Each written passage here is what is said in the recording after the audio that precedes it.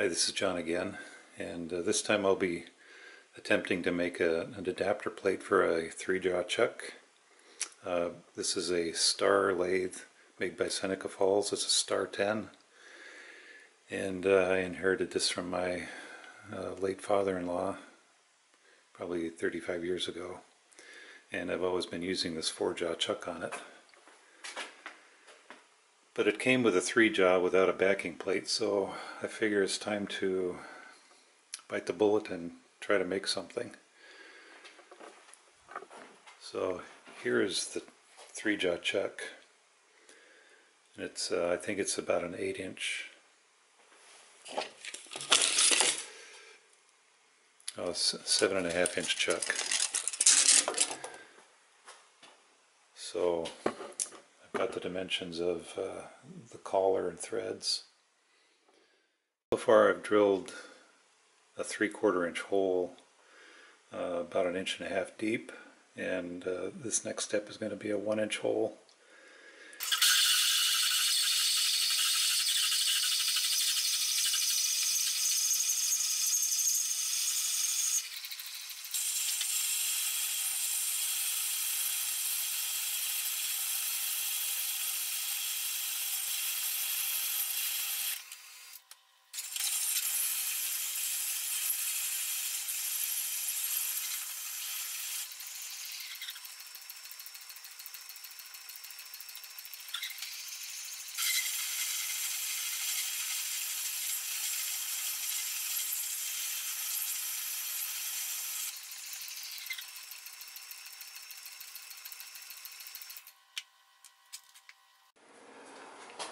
Okay, let's get the tailstock moved out of the way and see how deep that hole is.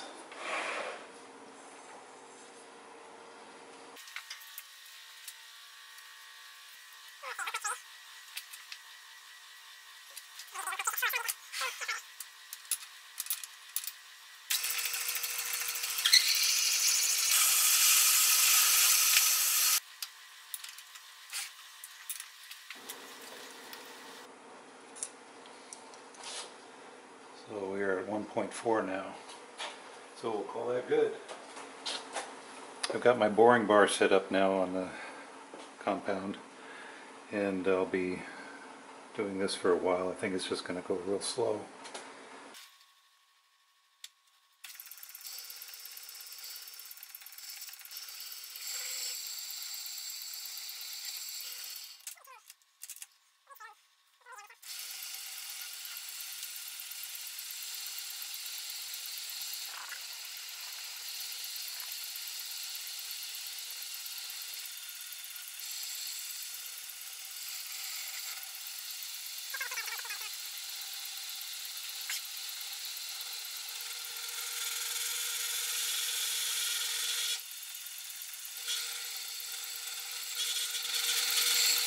I've got this hole bored to about 1.436 now, and the minor diameter of the threads is about that 1.43, 1 7/16.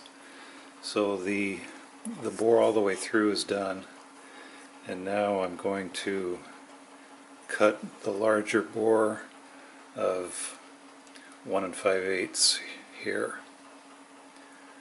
So that goes in almost 1/2 inch. So I'll do that part next. Here I'm turning down the outside to get the whole thing uniform. I'm taking a 10/1000 cut.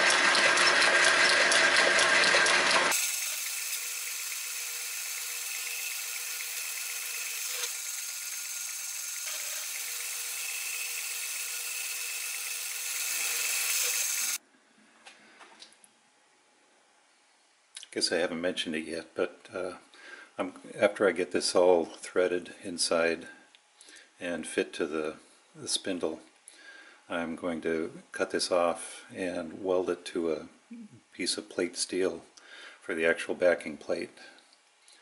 So it may look like an odd adapter plate at the moment, but I do have a plan. So Let me just talk a little more about the lathe. The drive system, the pulleys are original, but all the other mechanism here was built by somebody years ago. I don't know if my late father-in-law did it or somebody else, but it's got a couple of connecting rods off of something. A small one on this end and a little larger one on this end. So those are what the bearings ride in. And then the bottom sides of the connecting rods are just welded to a rod that goes through. And this lever on the side has a couple of cams on it. And so when you push it back, the cams push against some tapered screws that tension this belt.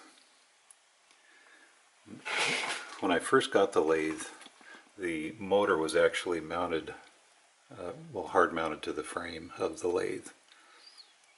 So I had the motor pulley going up to this large pulley, and then this pulley going to this pulley. So basically, when I first got the lathe, if you loosen the tension on this, it would tighten the tension on this belt. But then when you tighten the tension on the flat belt, it would loosen the tension on the motor pulley belt. And so that wasn't very good. You had to have things adjusted just right for it to work semi-well. So a couple of weeks ago I just did a little modification and I mounted the motor to I moved the plate for the motor, so then the motor now moves with this pulley system. So now I can tension this belt and it stays tight, and now I can tension this belt and it doesn't affect the motor pulley belt. And this Seneca Falls lathe, it also comes with a full complement of gears that are stored in the little side holder here. I don't know if you can see inside there very well.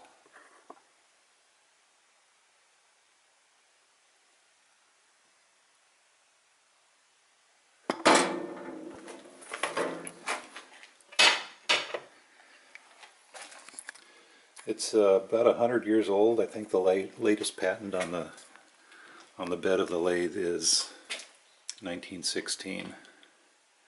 So it's actually 101 years old or thereabouts. And it actually does a fair job for being 100 years old. The lathe also has power feeds, so as I was using before, this is the clutch for engaging the lead screw to the carriage assembly. And this knob on the side here, if you have it in the up position, it controls the carriage feed. If you move this to the down position, now this controls the cross slide feed.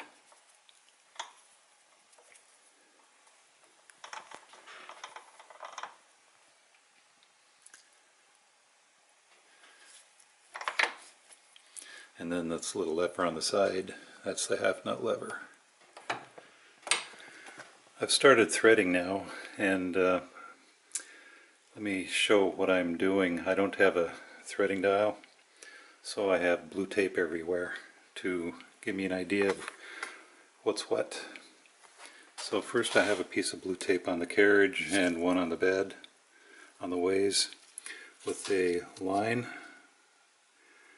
marking the two.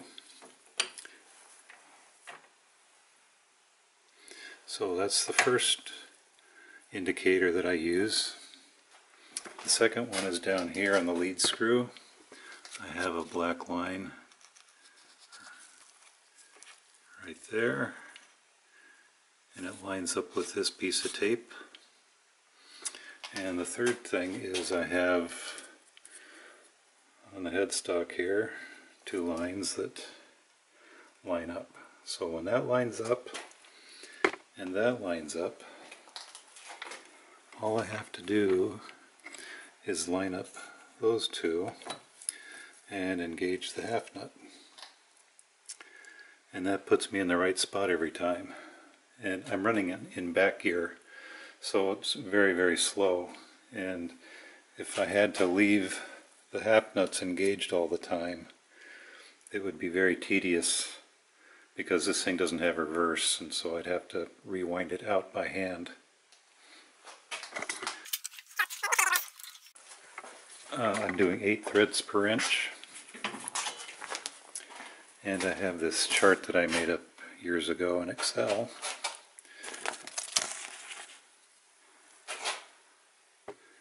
And so if we look at 8 threads per inch here, drive gear is 48 teeth and the driven gear is 32.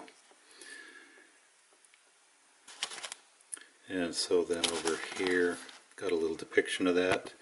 Drive gear is up here is A, driven gear is B, and then X and Y are just the intermediate gears. So as long as I get a 48 on A and a 32 on B, the intermediate gear can be anything because it's on the same plane, and so it's just transmitting the motion from A to B. So then, down in here, it's very dark, a dark place. Up here we have the back gear is the 48, and then it meshes with the intermediate gear there, and then that intermediate gear drives the 32 tooth on the lead screw.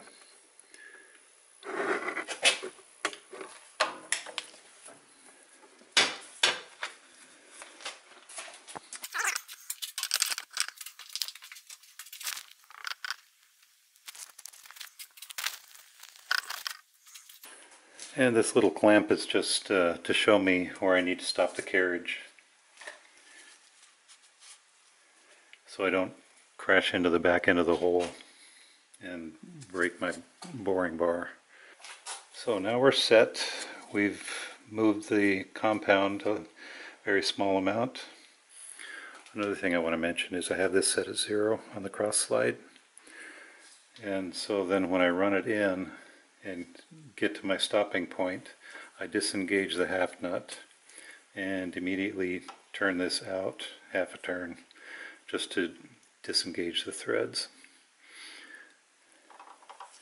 So then the next time I start, I go to 0 here and tweak this a small amount, get all my lines lined up, and engage the half nut again, and here we go.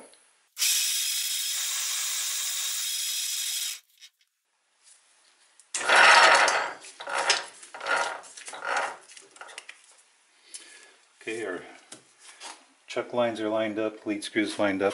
Now I just need to line these up, engage the half nuts, and set this back to 0, and turn that small amount, and here we go again.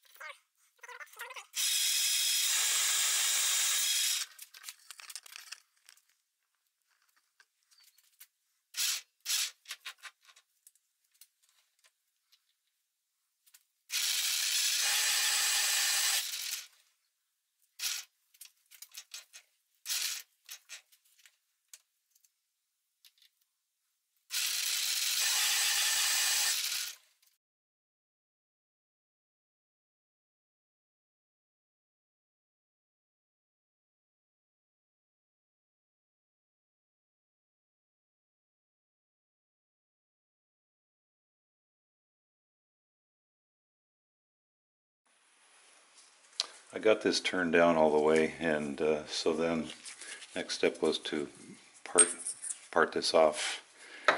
And so I was using my Harbor Freight bandsaw and partway through the blade broke, so I had to go buy another blade. And so it's all cut off, and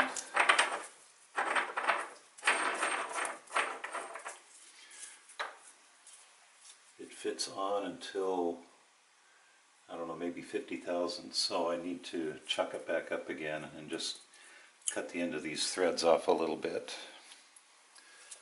So I'll go ahead and do that next.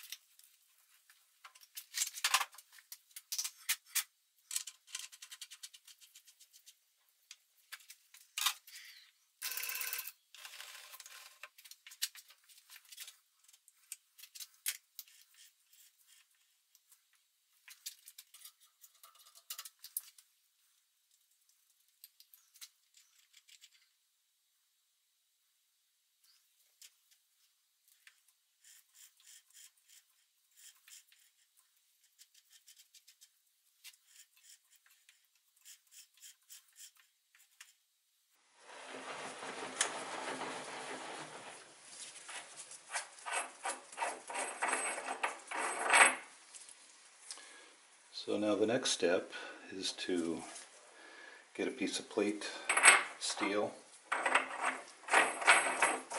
maybe 1/2 inch thick, 3/8 inch thick, get it to about the right diameter and weld it onto this, and then turn down the face so it'll fit the new 3-jaw, or the new old 3-jaw chuck.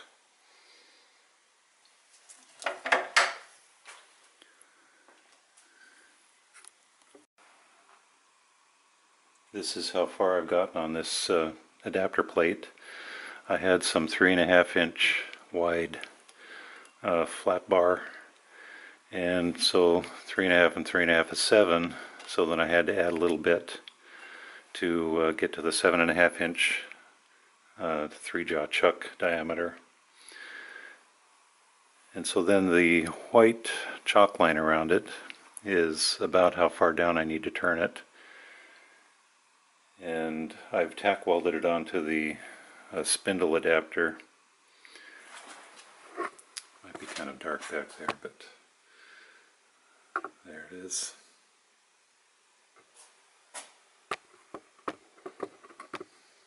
And I just wanted to mount it on the chuck or the spindle to see how much wobble I had in it. It's got some high spots along the diameter, but as far as the profile, it looks pretty good.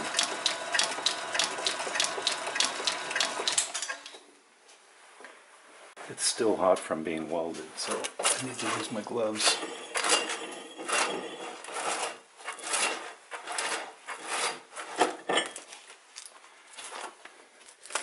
There's the back side with the tack welds.